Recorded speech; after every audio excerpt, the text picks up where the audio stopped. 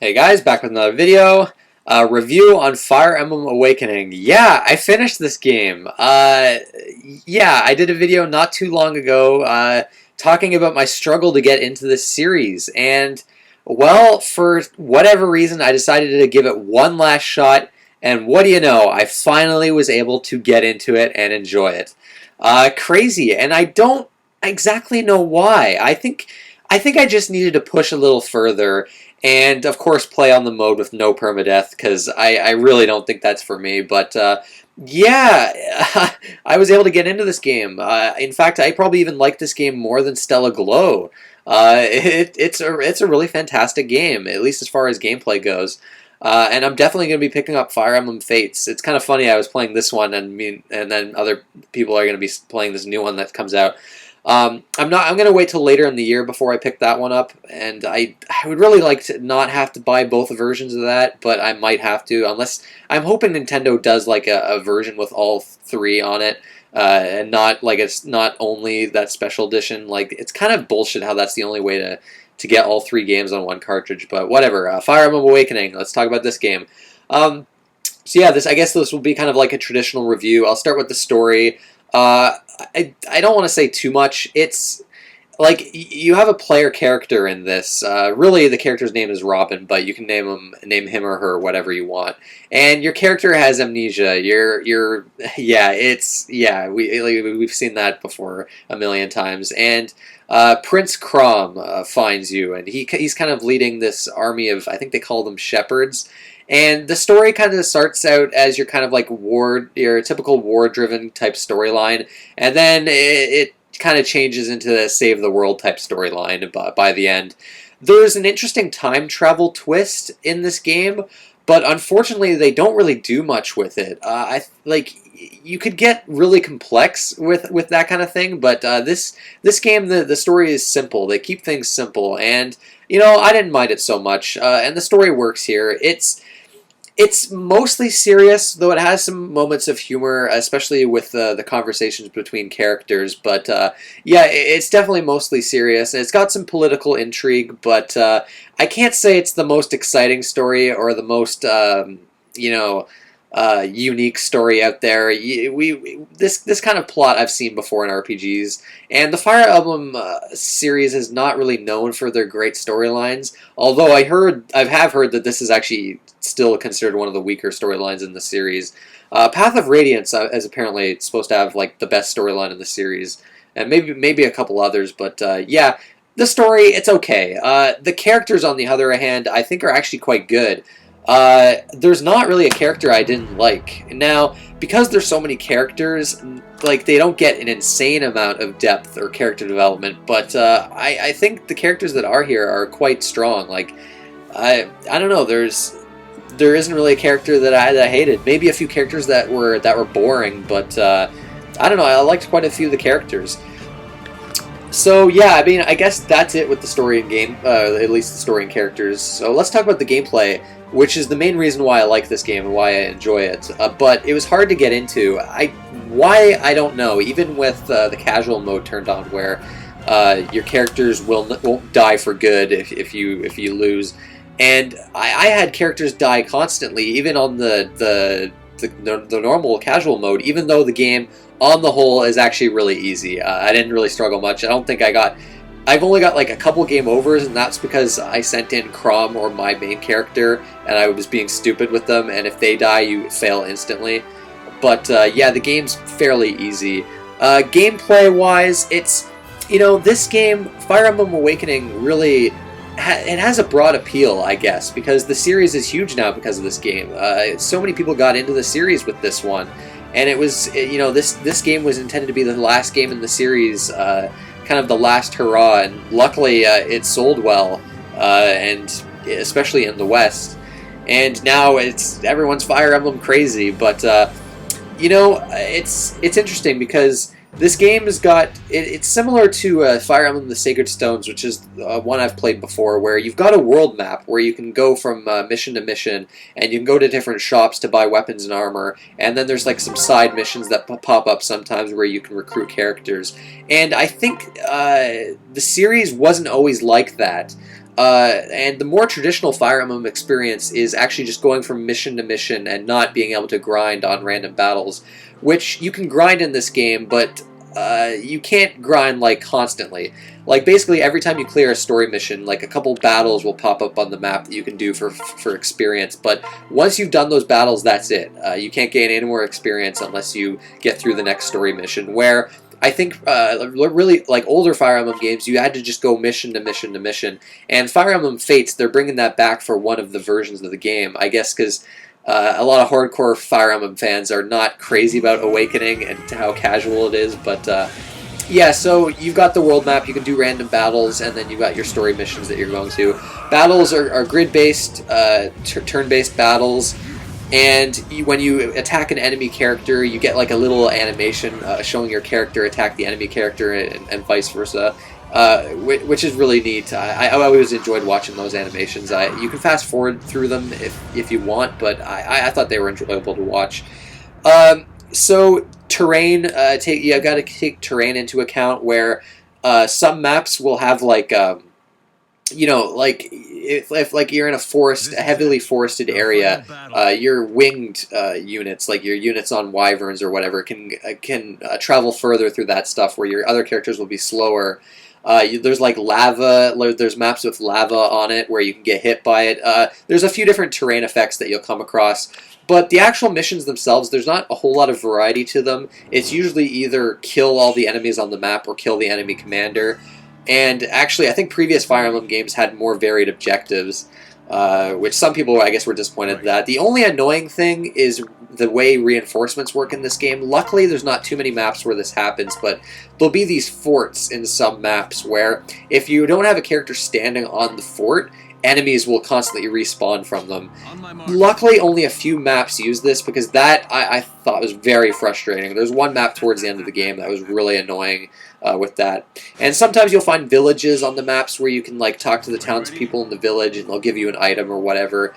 That doesn't happen too often. I feel like Fire Emblem: The Sacred Stones, when I played that game, there was much more of that. But yeah, the variety is not, the actual mission variety is not stellar, really, especially I think compared to previous Fire Emblem games, but it's more accessible in that way, and it didn't really bother me all that much.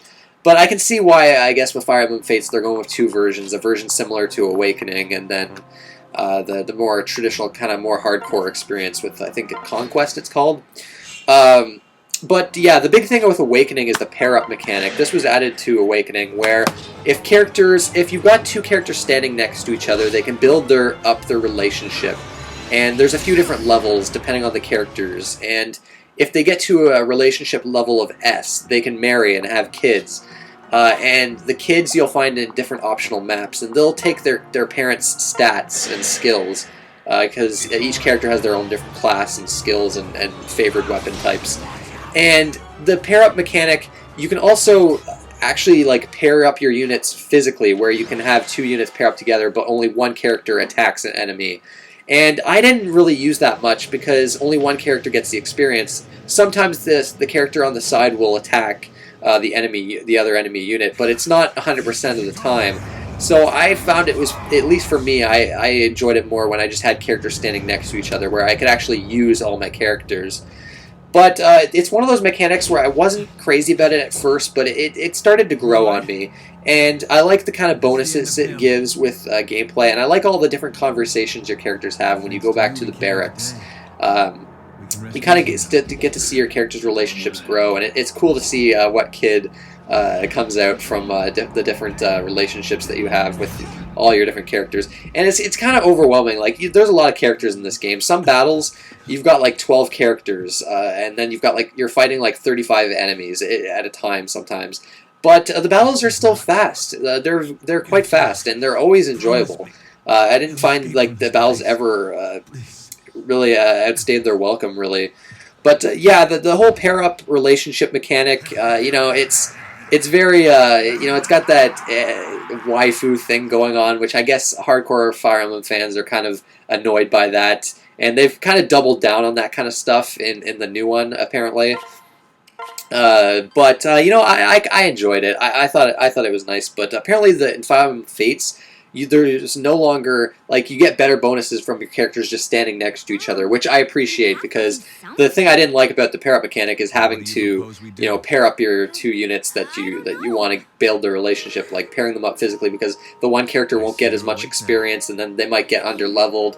So that was a little annoying, but yeah, it's definitely probably a more casual experience than the first Fire Emblem, and it reminds me a lot of like the social links from Persona. I have to imagine they were influenced by that when they had this pair up and relationship mechanic, and of course like the marrying and the kids and stuff like that. But you have the weapon triangle as well, of course, where certain weapons are strong against others. You have magic characters that can use tomes. There's archer type characters. There's a dancer class that I thought was really powerful, where they can dance next to an enemy or character unit and give them an extra turn, which I thought was crazy powerful. They're fragile. You have to really make sure they don't rush in and get killed, but I thought the dancer unit was very useful. But in terms of gameplay, I mean, that's about it. I mean, it's just a really fun game. I'm surprised I don't know what it is about it that just didn't quite gel with me at first, but once I started to kind of get into the game and mess with the different classes, it was fun. Well, I should mention the class system, which I think is really awesome, where you generally want your characters to rank up at level 20, and you'll have to use a certain item to change their class, but once they're at level 20, they're the strongest they can be, and they can't level up anymore, so you can change them to an advanced class, and you can usually get an option, and that was the really fun part for me. I got to choose like where I wanted my character to go and what skills I wanted them to have, and then they start at level 1 once they get to this advanced class, and then they can get to a higher level. I think some characters can get higher than 20. And then they'll eventually cap out, but then you can use a second seal item to change them to the same class that they are, but they keep all the skills and the stats, so they just go back to level 1 again, and then they can keep getting new stats every time they level up. So yeah, the character progression and class progression system in this game is really addictive and really fun. And yeah, the battles themselves are quite enjoyable and fast paced. So yeah, it's a very accessible game. Most people watching this have probably already played this game, but if you haven't, and Fire Emblem kind of scared you away like it has for me, definitely give this a shot. And I know some people were able to even get into this game with the permadeath turned on, and I might actually try that when I get around to Fire Emblem Fates, or at least bump it up to hard mode, because this game was definitely, it was a very easy game, I'm not going to lie. But it was fun. I had a great time with it. Visually, it's a great looking game. Some nice 2D art and some nice 2D backgrounds in the actual battles. But when your characters attack each other, you get like these 3D character models, which look fantastic. You've got these anime cutscenes. There's not too many of them, but they're fully voiced and they look absolutely amazing. Really, like the 3D looks good as well. I really like the character art. I don't know, I think this is actually probably one of the best looking games on the 3DS in my opinion. It's got a different look to it than previous Fire Emblem games. It looks fairly similar to the Game Boy Advance Fire Emblem ones, at least in terms of the grid-based battles, but the GameCube one, like the Path of Radiance and Radiant Dawn on the Wii, have like a different kind of art style to them. Those games look a little more like, they have like a little more, I want to say less anime art style to them. I don't know though. It's a bit hard to describe, but yeah, it's a good looking game. The only one thing, this little minor detail, the characters in this game sweat a lot for some strange reason. I found it so weird. Like, so many characters have like these sweat drops on their faces. I don't know. It was weird. It was kind of distracting, but other than that, quite the good looking game. Audio, the soundtrack is actually really good. I actually really like the soundtrack.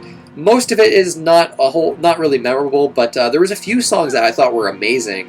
The song that plays in some of the support conversations you have with your party members, it's kind of like it's hard to describe. I really wish I knew the name of this song, but it mostly plays during those segments, and it kind of brought me back. It reminded me a lot of like Super Nintendo RPGs. I don't know. That song just I really like that song, and there was a few others that I really liked as well. In fact, the very first song you hear in the game when Crom finds your main character, I really like that song as well. But yeah, it's kind of like a traditional JRPG soundtrack, but there's a few amazing songs here and there. Not the most amazing soundtrack out there, but it's good. It's good and it fits the game. Voice acting, though, yeah, okay, there's not much voice acting in this game. Like, there's hardly any at all. Like, there's, like, little tiny voice quips. And there is a lot of grunting and moaning in this game for some reason. Every time you press A to go through a dialogue sequence, your characters will go, hey, yo, hello. It's just, I don't know, it gets really old fast. And comparing this to Stella Glow is actually kind of sad, because Stella Glow, I'm pretty sure, has at least half the budget of this game. And that game has like full voice acting. In this game, there's hardly any of it. It's just all like these grunts and shit like that. And yeah, it kind of sucks. I kind of wish there was voice acting. And Fire Emblem Fates, from what I've seen, there's still no voice acting. It's still the same grunts and things like that. Yeah, kind of disappointing. There's voice acting in the anime cutscenes, but other than that, you're just skipping through text and hearing these voice quips over and over and over again, and it's, I don't know. Yeah, I didn't like that so much. That was kind of a bummer, but yeah. Other than that, the audio is good, because I mean the soundtrack's good, the sound effects are good, but yeah, I don't know. I wish there was the full voice acting. There really should be. I really would think there should be, especially with like this being a Nintendo published game. Come on, Stella Glow has it. This should have it. But yeah, I mean that's about it. I'm as shocked as probably all of you are that I was actually finally able to get into this game. But I guess it shouldn't really be that shocking, because this game's great. I don't know. Maybe I wasn't in the mood for it. I think I just needed to push a little further, but. Am I a hardcore Fire Emblem fan? No. Am I going to play some of the previous ones? Probably not, but I will get Fates, and I might mess with Permadeath in that one. We'll see. Although apparently that game's harder than this game anyways, so I don't know. We'll see. But yeah, if you haven't played it, it's definitely highly recommended. I mean, even if you don't like strategy RPGs, there's a good chance you're going to love this.